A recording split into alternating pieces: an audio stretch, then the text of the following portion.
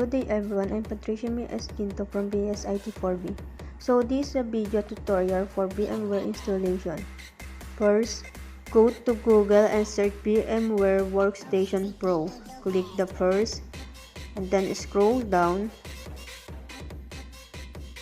Click download now. Then preparing Vmware Workstation for installation. Click next. Click accept the term in the license agreement and next,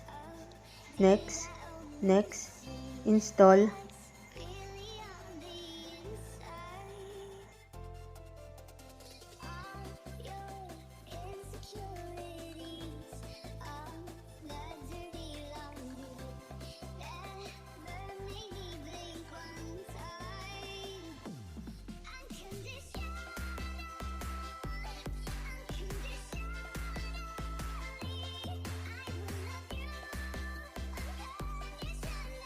Click finish. Then go to Vmware Workstation Pro. Want to try Vmware Workstation 17 for 30 days. Continue finish.